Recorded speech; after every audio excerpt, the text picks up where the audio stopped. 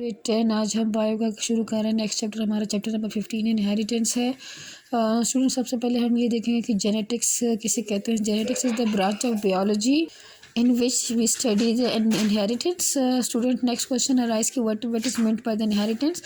Inheritance means the transmission of characteristics from the parents to offspring. These characteristics are called the traits. For example, in men, height, color of the eyes, intelligence, etc. are all the inheritable trait. Parent pass characteristics to their young through gene transmission. Equal number of chromosomes from each parent are combined during fertilization, and the chromosome carry the units of inheritance called the genes. So students, it is declared that the unit of inheritance is the genes. Chromosome and genes consist of DNA. They contain specific instructions for protein synthesis. In order to know the nature and working of genes, we shall have to study chromosomes in detail. The body cells have a constant number of the paired chromosomes. The two chromosomes of a pair are known as homologous chromosomes. Student, जैसे कि आप जानते हैं, आपने जो class 9th में था, meiosis mitosis में पढ़ चुके कि मियोसिस में हमने देखा था कि क्रोमोसोम्स हमारे पास पेयर फॉर्म में होते हैं और जो पेयर एक जैसे आइडेंटिकल होते हैं उनको होमोलोगस क्रोमोसोम्स कहा जाता है. In a human body cells there are 23 pairs of homologous chromosomes for the total of 46 chromosomes. We may recall that during the meiosis, the two members of each chromosome pair separate and each of them enters one gamete. Next है कि chromosome is made up of chromatin material. Student, अब यहाँ पे देखिए कि chromosome का building material क्या है, कैसे बनता है. Chromosome is made up of chromatin material. Simply as chromatin को कहा जाता है. Chromatin is a complex material made of DNA and protein, mainly histone protein. DNA wraps around the histone proteins and forms round structures called the nucleosome. DNA is also present between the nucleosome. In this way, the nucleosome and the DNA between them looks like a beads on a string. जैसे कि figure में आप देख सकते हैं student. यहाँ पे अगर हम देखें तो DNA जैसे यहाँ पे रैप अप हुआ है और नीचे प्रोटीन जिसको हिस्टोन प्रोटीन कहते हैं उसके ऊपर रैप अप हुआ है. और इसको जब DNA प्रोटीन के ऊपर रैप अप हुई पड़ी हो, कॉइलिंग की हो, तो उसको हम कहते हैं न्यूक्लियोसोम. जैसे इसको भी न्यूक्लियोसोम है, लेकिन इस कहते हैं कि DNA जो थ्रेड आपको दोनों न्यूक्लियोसोम के दरमियान दिखाई दे रहा है तो वो DNA होता है.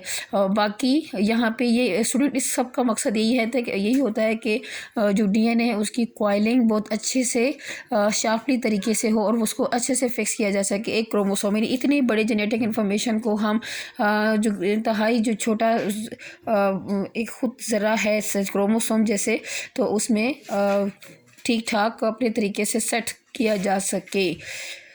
नेक्स्ट स्टूडेंट, हम जा रहे हैं वाटसन एंड क्रिक मॉडल की तरफ जाएंगे. In 1953, James Watson and Francis Crick proposed the structure of the DNA according to the Watson-Crick model. The DNA molecule consists of two polynucleotide strains. Student, polynucleotide क्यों कहा गया है? क्योंकि इसमें nucleotide की जो मिकदार है वो ज़्यादा होती है. तो जब मिकदार 2-3 या से ज़्यादा हो जाए तो इट्स बिकम्स पोली.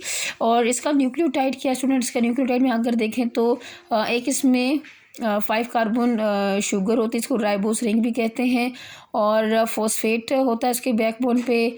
तो जो शुगर है और फॉस्फेट है ये उसकी बैकबोन बनाता है. और यहाँ पे हमारे पास 2 बेसेस होती हैं जो कि एक उनमें डबल रिंग होती है और एक सिंगल रिंग होती है, आपस में बॉन्डिंग करती है. तो इस तरह से फिर पूरा जो DNA का मॉलिक्यूल स्ट्रेंड्स हैं वो डेवलप होते हैं. इस तरफ भी हुई. तो स्टूडेंट, इस तरह से double ring single ring base के सामने आती है और फिर डबल बॉन्डिंग और ट्रिपल बॉन्डिंग होती है. तो स्टूडेंट, फर्दर इसकी डिटेल भी है. पहले हम देखेंगे कि DNA के जो है वो डबल स्ट्रैंडेड मॉलिक्यूल है और हेलिक्स की शक्ल में कॉइलिंग इसकी हुई पड़ी होती है.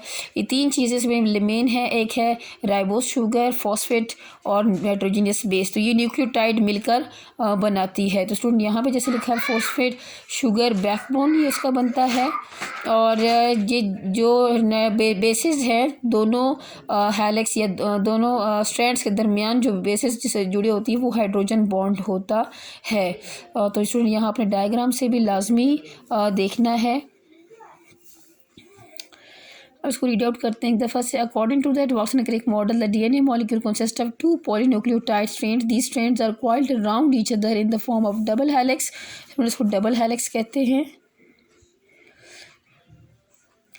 There is a phosphate sugar backbone on the outside of the double helix and the nitrogenous bases are on the inside of the double helix.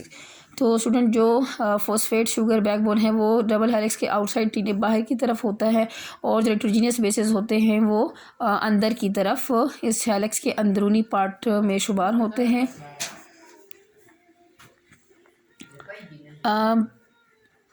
This pairing is very specific. The androgenous bases adenine of the one nucleotide form pair with the thymine of opposing nucleotide, while the cytosine forms a pair with the guanine.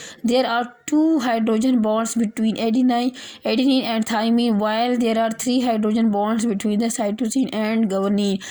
तो student ये भी बात है। Let's see. तो student अब हम इसको summarise करते हैं कि डीएनए क्या है। तो यहाँ पे हम देखेंगे कि DNA consist of 2 strands of nucleotides coiled into a double helix. हमने ये पॉइंट ये पढ़ा है। Each nucleotide has a 5 carbon sugar जिसको डीऑक्सीराइबोस कहा जाता है और फॉस्फेट ग्रुप एक होता है, नाइट्रोजन कंटेनिंग बेस है। 4 बेसेस होती हैं, adenine, thymine and guanine, cytosine. तो स्टूडेंट ये जो एडेनिन थाइमिन ये आपस में बॉन्डिंग करते हैं और गुआनिन एंड साइटोसिन आपस में बॉन्ड करते हैं। आमने सामने आए तो इनकी हाइड्रोजन बॉन्डिंग होती है। स्टूडेंट यहाँ से आप देख सकते हैं एक कलरफुल एक पिक्चर है कि आप देख सकते हैं कि यहाँ पे जो साइटोसिन है वो गुआनिन साइटोसिन के साथ बॉन्डिंग कर रही, थाइमिन एडेनिन के साथ कर रही और बाकी जो ये इसकी बैकबोन बनी हुई है वो शुगर और फॉस्फेट से मिलकर बनी है और अंदर जो है वो नाइट्रोजनियस बेसिस है और उनके दरमियान कौन सी बॉन्डिंग होगी, हाइड्रोजन बॉन्डिंग होगी। अगेन हमने फिर पढ़ा कि थाइमिन और एडेनिन के दरमियान जब बॉन्डिंग होती है तो वो double bonding double hydrogen bond के थ्रू होती है और जो गुआनिन और साइटोसिन के दरमियान बॉन्डिंग होती है तो वो ट्रिपल बॉन्ड की होती है। तो स्टूडेंट ये थे वाटसन क्रिक जिन्होंने पहले ये डीएनए बनाया था, जो डीएनए का जो मॉडल बनाया था वो उन्होंने बनाया हुआ है। तो स्टूडेंट आपको रफली पिक्चर एक नज़र आएगी। यहाँ पे हम आपको डॉटेड फॉर्म में भी दिखा सकते हैं कि जैसे ये गुआनिन साइटोसिन का ट्रिपल बॉन्ड से शो किया हुआ है और थाइमिन एडेनिन की जो बेसिस हैं वो डबल बॉन्ड के थ्रू और डबल हेलिक्स की शक्ल में है और इनका जो है शुगर और नाइट्रोजन फॉस्फेट ग्रुप साथ में लगा हुआ है और सेंटर में जो है ना बेसिस होती हैं जो कि हाइड्रोजन बॉन्ड के थ्रू आमने सामने फिर जुड़ी हुई होती हैं। ये भी एक तस्वीर है जिसे आप बेहतर समझ सकते हैं।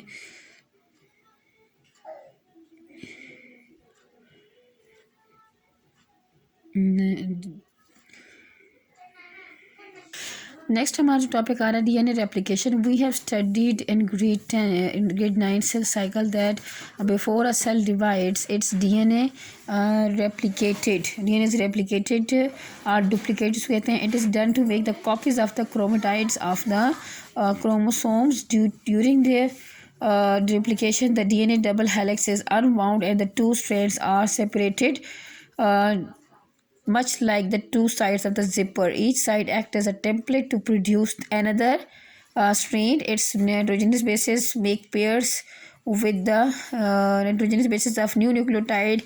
In this way the template strands makes new polynucleotide strands in front of them. Each template and the new strands together then form a new DNA double helix identical to the original. Student अब हम यहाँ से देख सकते हैं कि जैसे double helix जो पेरेंट डीएनए का स्ट्रेन है डबल हेलिक्स का पड़ा हुआ है तो वो क्या होता है, सबसे पहले ये अनवाउंड होता है, अलग हो जाते हैं दोबारा से। मतलब पहले ये अलग होंगे, उसके बाद क्या होगा जब ये खुल जाते हैं, जैसे कि आपकी जिप लगी होती है किसी भी स्वेटर है, शर्ट है या इवन आपकी स्कूल बैग में भी आप देख सकते हैं किसी जिप जब खुल जाती है तो इसमें क्या जब डीएनए रेप्लिकेशन हो रही है तो ये न्यू न्यूक्लियोटाइड्स हैं वो इसके आमने सामना शुरू होती हैं। एक ओरिजिनल स्ट्रेन होती है, एक टेम्पलेट स्ट्रेन इस तरह से एक किसकी जो टेम्पलेट स्ट्रैंड होती है यानी पैरेंट स्ट्रैंड होती है और दूसरी न्यू स्ट्रैंड जो है वो ऐसे आमने सामने, जैसे अगर यहाँ पे साइटोसिन होगा तो इसके सामने वो न्यूक्लियोटाइड जिसमें गावनीन की बेस होगी वो सामने आ जाएगी।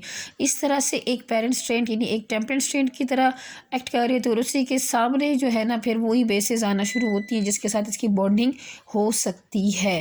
तो स्टूडेंट आप देख सकते हैं इस तरह से DNA डुप्लीकेट हो जाता है यानी इसकी रेप्लिकेशन हो जाती है।